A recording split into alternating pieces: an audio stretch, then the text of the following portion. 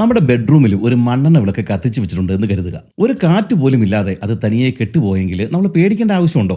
ഭയക്കേണ്ട കാര്യമില്ല എന്ന് തന്നെയാണ് കാമറൂണിലെ നിയോസ് ഗ്രാമവാസികളും അന്ന് കരുതിയത്. പക്ഷേ അവരിൽ ഒരാൾ പോലും പിറ്റേ ദിവസം രാവിലെ ജീവനോടെ എഴുന്നേറ്റില്ല. ഒന്നും രണ്ടുമല്ല, 3 ഗ്രാമങ്ങളിലായി 1746 പേരാണ് ആ കാളരാത്രിയിൽ കൊല്ലപ്പെട്ടത്. ആരും ആക്രമിച്ചില്ല, ഒരു തുള്ളി ചോര പോലും പൊടിഞ്ഞില്ല.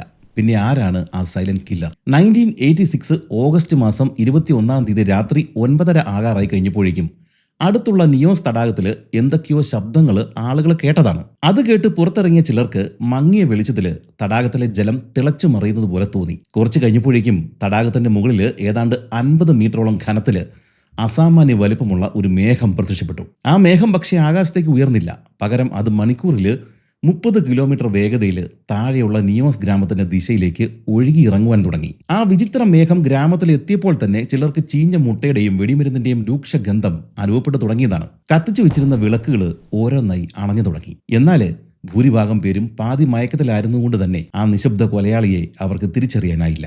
ദേഹം മുഴുവൻ ചൂട് അനുഭവപ്പെടാൻ തുടങ്ങിയതോടെ പലരും ഉറക്കത്തിൽ നിന്നും എഴുന്നേറ്റു. ശ്വാസം മുട്ടിയ ചിലര് വീടിന്റെ വെളിയിലേക്ക് ഇറങ്ങുവാനായിട്ട് ശ്രമിച്ചെങ്കിലും അതിനു മുമ്പ് തന്നെ ബോധം കെട്ട് നിലത്ത് വീണു. 36 മണിക്കൂറുകൾ കഴിഞ്ഞാണ് ബോധം കെട്ടുപോയ ചിലര് വീണ്ടും ഉണർന്നത്. പക്ഷേ രാത്രിയിൽ അവരോടൊപ്പം ഒരുമിച്ച് കിടന്ന പലരും ജീവനോടെ എഴുന്നേറ്റില്ല എന്ന സത്യം കേട്ടതോടെ ആകെ ഞെട്ടലും ആശയക്കുഴപ്പവുമായി. നിയോസ് തടാകത്തിന്റെ സമീപമുണ്ടായിരുന്ന 3 ഗ്രാമങ്ങളിലെ 1746 പേരാണ് ആ രാത്രിയിൽ ഒരിക്കലും ഉണരാത്ത ഉറക്കത്തിലേക്ക് വഴുതി വീണത്. കൂട്ടത്തില് ആയിരക്കണക്കിന് വന്യമൃഗങ്ങളും പക്ഷികളും കൊല്ലപ്പെട്ടു. നിയോസ് തടാകത്തിന്റെ അടിത്തട്ടിലെ പാതാളത്തില് നൂറ്റാണ്ടുകളായിട്ട് ഉറങ്ങിക്കിടന്നിരുന്ന ഒരു ഭീകരനാണ് ആ കൂട്ടക്കൊലപാതകം നടത്തിയത്.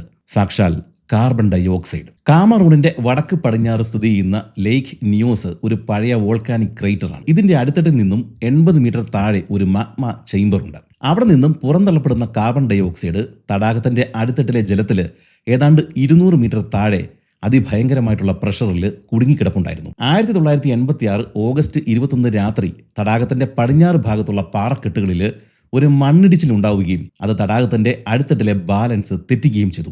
അതോടെ അടിത്തട്ടിൽ ഹൈ പ്രഷറിൽ കുടുങ്ങിക്കിടന്നിരുന്ന വെള്ളം മുകളിലെത്തുകയും അവിടെ മർദ്ദം കുറവായത് കാരണം സോഡാക്കുപ്പി പൊട്ടിക്കുന്നത് പോലെ വെള്ളത്തിലുണ്ടായിരുന്ന കാർബൺ ഡൈ ഓക്സൈഡ് അന്തരീക്ഷത്തിലേക്ക് റിലീസ് ആവുകയും ചെയ്തു. സാധാരണ വായുവിനേക്കാൾ ഭാരമുള്ള കാർബൺ ഡൈ ഓക്സൈഡ് മുകളിലേക്ക് അങ്ങനെ ഉയർന്നു പോകാതെ ഭൂമിയോട് ചേർന്ന് തന്നെ ഒരു വലിയ മേഘമായിട്ട് മാറുകയും താഴ്വരയിലെ ഗ്രാമങ്ങളുടെ ദിശയിലേക്ക് നീങ്ങുവാൻ തുടങ്ങുകയും ചെയ്തു. അന്തരീക്ഷത്തിൽ ഓക്സിജന്റെ അളവ് കുറഞ്ഞ് ശ്വാസം മുട്ടിയാണ് ആയിരക്കണക്കിന് മനുഷ്യരും മൃഗങ്ങളും അന്ന് രാത്രി കൂട്ടക്കൊല ചെയ്യപ്പെട്ടത്. എന്നാൽ ഈ ദുരന്തത്തിൽ ഇവിടെ ഉണ്ടായിരുന്ന സസ്യങ്ങൾക്ക് ഒരു കേടുപോലും സംഭവിച്ചില്ല. അതിന്റെ കാരണം നിങ്ങൾ തന്നെ പറ.